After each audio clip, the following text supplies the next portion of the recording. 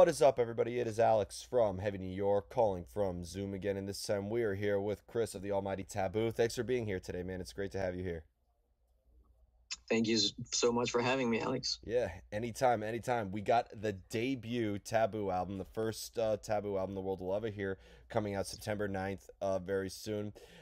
Being that Yeah. this was the debut album, you obviously want to hit the ground running for it. Was there sort of like a preconceived idea on how this album came to be? Was there a specific idea, or were a lot of you kind of just winging it for the making of this album?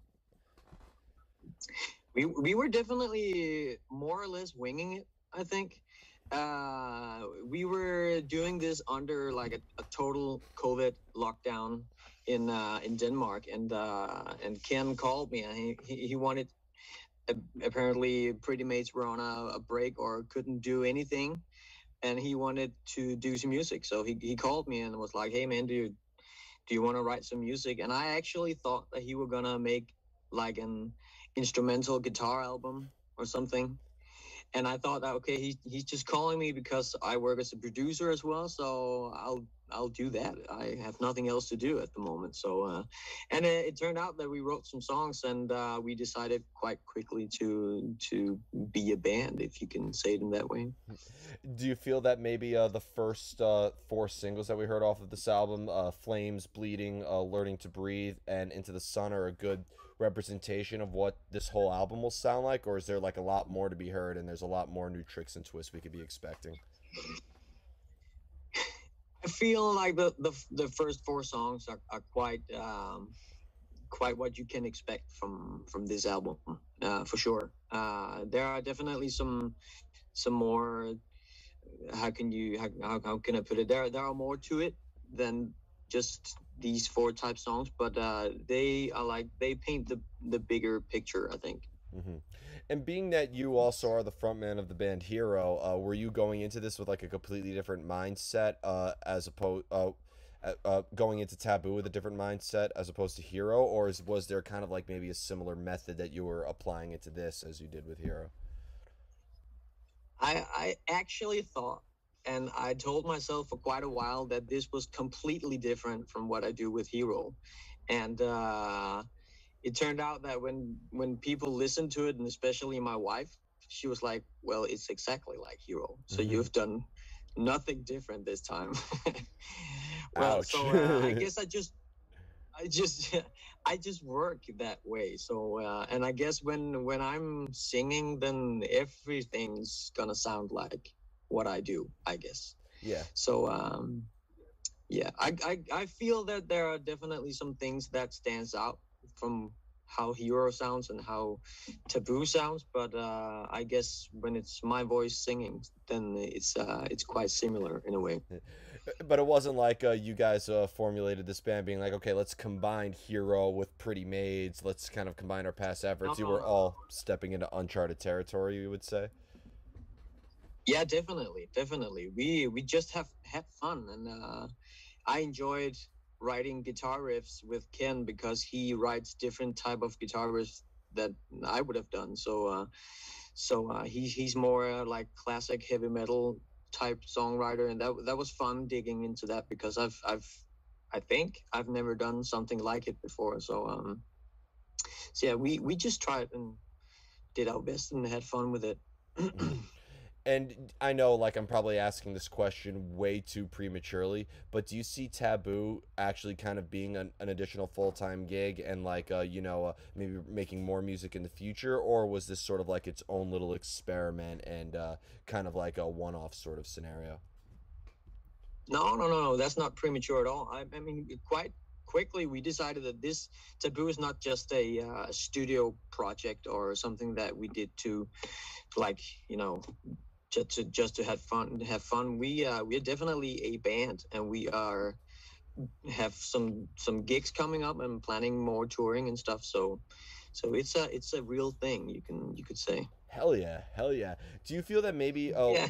do you feel that maybe working with this project could also allow you to bring in some new stuff to Hero as well, or do you prefer to keep them like very separate entities in a way?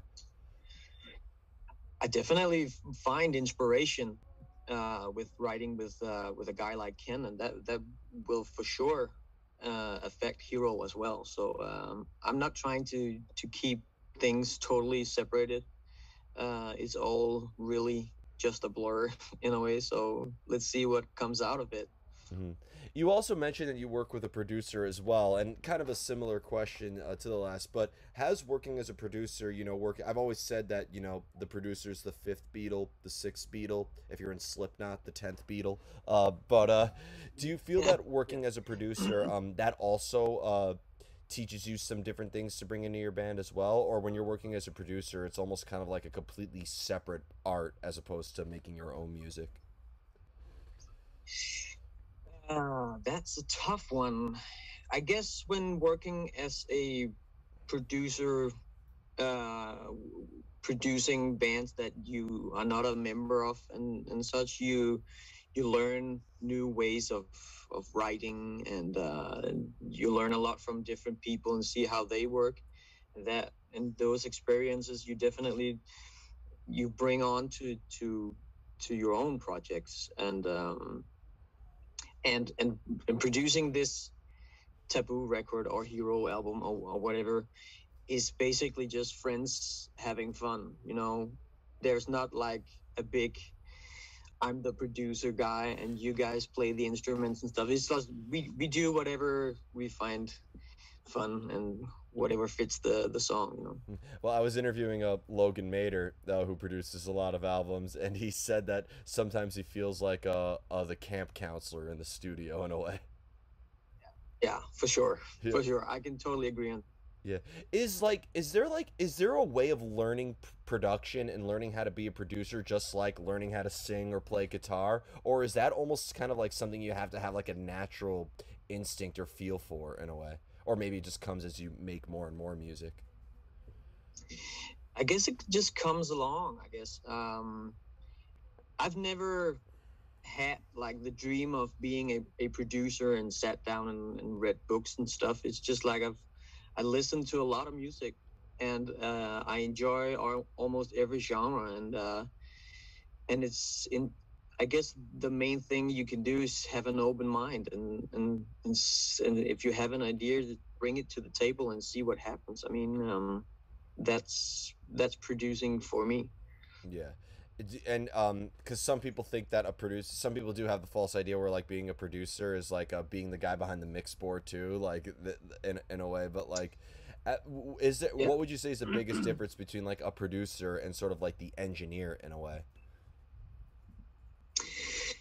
Well, um, that's a tough one as well because for a guy like me, I mix a lot of stuff as well because it's when it's pop or whatever. Sometimes it's all you already have the final sound set in your system when you write the songs. But I could definitely see and feel the difference when doing a record like the Taboo record because we did some pretty good demos. I think they sounded pretty awesome, and then we send it over to Jacob Hansen, who does the Volbeat and all of that sort of metal coming out of Europe and stuff.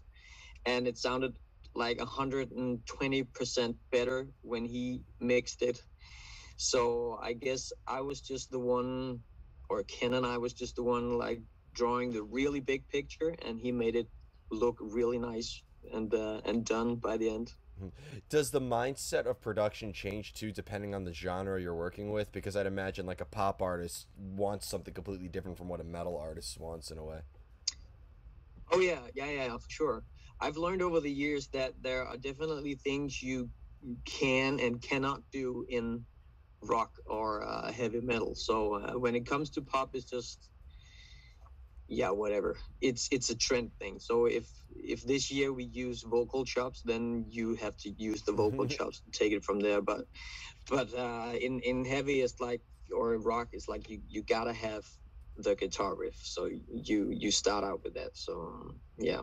Is it fair to say that when you're producing a pop album, you actually have to pay attention to whatever trend is happening in a way? Yeah. That totally. That's you can say that. That's totally right. Mhm. And when you're when you're playing with Hero or with Taboo, and you are like being a musician, is it fair to say that maybe you know, it is a little bit more liberating when you're playing like in the rock band? Because I'd imagine with when you're a producer, you have to be in the studio. That's more of like a controlled environment, and like there's a level of professionalism you have to maintain. Is it fair to say that with Hero or Taboo, you can almost kind of like unleash anything you want in a way? That's totally right. I mean, for me, I started producing and mixing and stuff kind of by coincidence, but I can I feel it whenever I play with Hero or Taboo that this is my really true environment in a way. That's what I really dream of doing, you know. So and that's where I unleash all the like saved up, uh, you know, energy or something. Um, so that's yeah, that's where I want to be really. When you're the producer, you are Clark Kent or Peter Parker, but when you're on stage, you're Superman or Spider Man in a way. That's a very good way of putting it. Yeah. Yeah, like the rock stars are the superheroes with the secret identity as a producer or mixer. Oh yeah. Yep. Yep. And Unless you're like Max Martin or a guy like that, you know. fair enough. If you don't mind me asking, because you mentioned you kind of like fell into producing, like it almost kind of like happened by accident. Was there ever like a specific was there ever a specific inspiration for production though that you developed over time? Every rock star has their rock uh inspirations, but like were you maybe looking at the work of like Rick Rubin or any of the other like legends in production? I definitely found a lot of inspiration in Rick Rubin, but like mostly, I found inspiration in Max Martin. Oh, I mean, come from Denmark, and you have a guy like Max, and coming out of Sweden, you feel that you got to do better, and what he's doing, you you want to do that because he definitely he set the tone for music production in the whole world, like for a lifetime now. So so I'm a very big fan of Max Martin, and I would love to work with him one day. I don't think that's gonna happen, but yeah, fingers crossed, you know. never say never, because I have a feeling anybody who's going to want to pick up this Taboo record and hear what you've done is definitely going to want to work with you guys in the future. Okay, I fingers crossed, fingers crossed. Absolutely. With Taboo, was there also like a specific meaning or concept that you were demonstrating in here? Like, was there a specific lyrical theme that's demonstrated on here that would be different from Hero in a way, or the concept of everything been rather diverse? It's pretty diverse. I think the only like thing that we definitely wanted to achieve with Taboo was to combine the the decades between Ken and I, because he represents a music style that I didn't like when I was younger, because he's an 80s guy, and I started really digging into playing and listening to rock music in the grunge era. So Ooh. everything he stood for, I kind of hated, to be honest. But but uh, but growing up, I found like a newborn respect for Pretty Mates and Ken Hammer. So it was quite fun writing songs together with that in mind. You know, I have to. It could be fun combining the almost hair type heavy metal with a grunge thing, because yeah, that no one has ever done that before, I think. No, and that's a sitcom waiting to happen. I could just almost see him being like, Yeah, your favorite band's killed my killed my yeah, scene." yeah, exactly. I learned playing really fast guitar, and then Kurt Cobain comes along. What the fuck? Oh man, there is something happening there. I think you need to make that in the future, like a rock and roll civil war or something like that. Oh yeah, for sure, for Yeah. sure. You mentioned you grew up with grunge. Was there a specific band in particular? Nirvana, Pearl Jam, Soundgarden. Yeah, Soundgarden and Nirvana. I'm a very big fan of those.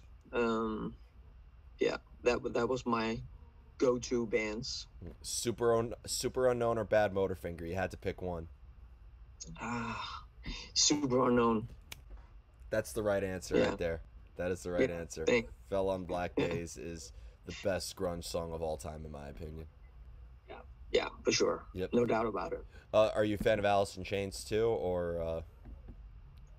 I never really listened that much to Alice in Chains. Actually, I just completely fell in love with Chris Cornell's voice, so I was totally into that, and loved Kurt Cobain as well. So there wasn't enough free space in my mind to take in more than those two bands at the time. Okay. Going back to like the superhero theme, the producer Clark Kent, I was saying that they should make a superhero based off of Eddie Vedder because now like Yeah. because Soundgarden, Alice in Chains, Stone Temple Pilots, and Nirvana, like they could be like they thought grunge was dead, but one man will Yeah. emerge from the ashes, Vedder. Yeah, Like, yeah, so yeah. just That would be awesome. yep. They should do that. Yep. And Yeah. the final question I wanted to ask you, save the most difficult question for last. Whether it be your work with Taboo, Hero, producing, this applies to all of it. How do you know when a song is finished? The song's fit. When when Jacob Hansen has done the mixing, I would say. Wow.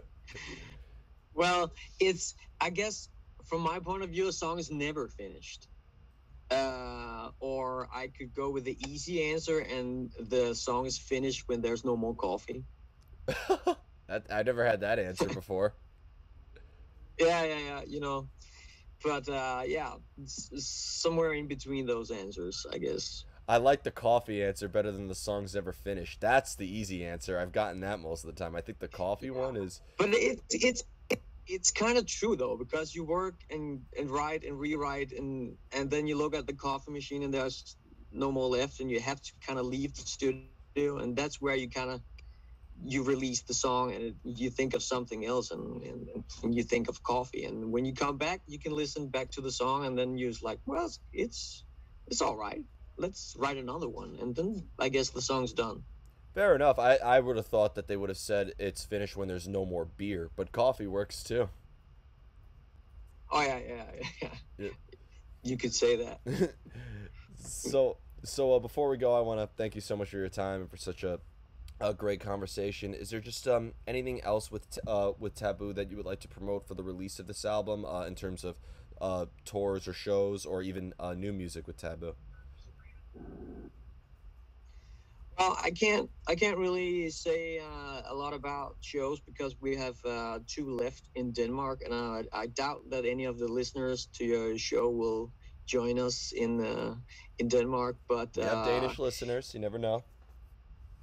yeah, you never know. But Ken and I, we are doing demos for a second record at the moment, so there will be more music from us coming. I guess not in a far future from now. So I'm just happy that people are listening to what we've done so far, and yeah, hopefully we'll all see each other very soon. Hell yeah. Well, thank you so much, everybody. Taboo. Be sure to check out the debut self-titled record coming out September 9th via Frontiers. We will see you next time on Heavy New York.